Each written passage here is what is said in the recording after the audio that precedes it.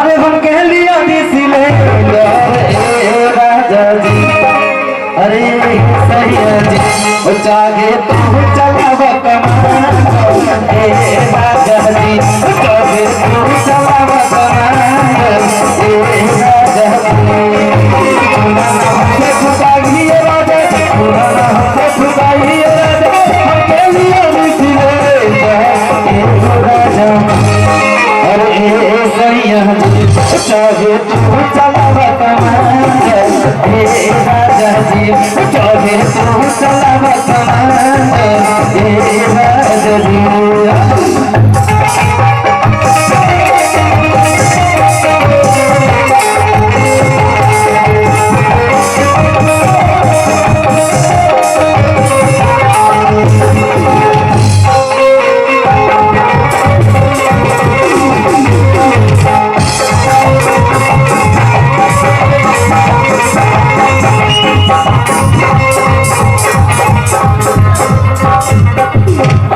आज देखिए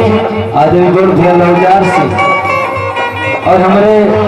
बड़े भैया राजेश भैया की तरफ से आशीर्वाद है भैया की बार बार प्रणाम बा कहे कैसे पैसा पैसा पैसा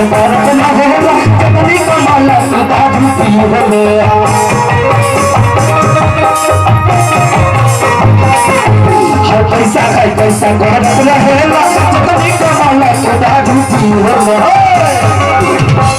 हरे भाई पैसा गरत रहेला हरे जतनी कमाला सदा झूठी होला अरे सुतत के बेरा मोर रजऊ हरे पानीला बाबा ए राजा अरे सुतक के बेला ए मोर सुतक के बेला ये मोर राजन पाहला बाबा राजा अरे सैया चाहे तू चलाव कमान राजा जी चाहे तू चलाव कमान राजा जी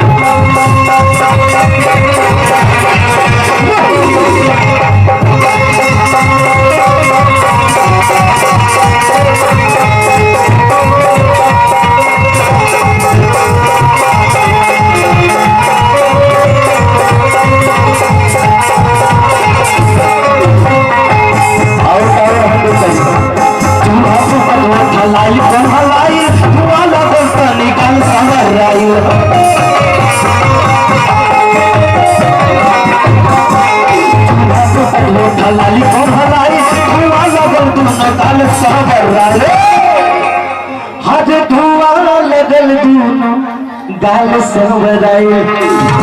लेकिन तब रजऊ की बात नहीं के माने अरे अपने चढ़े खातिर रजऊ हरिकारी लैला स्प्लेंडर अरे सैया चाहे तू चलाव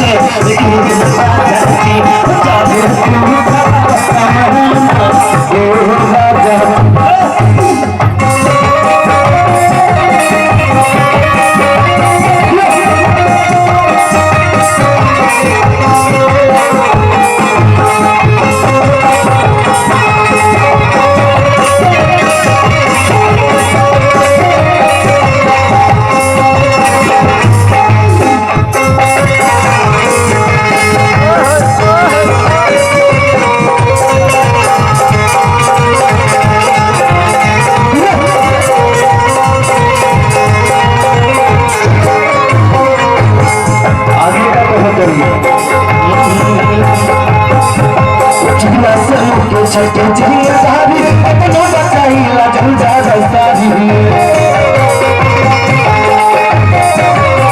चूल्हा के मुसलिम जिंग सारी अपना बचाई लाजम जा सारी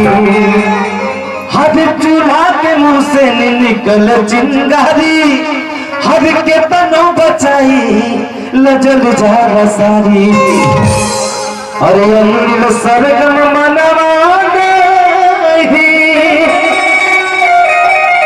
कोई देख राजा जी अरे सरगम मनव नहीं कोई देख सिलेंडर राजा जी अरे सैया चाहे तो चला राजा जी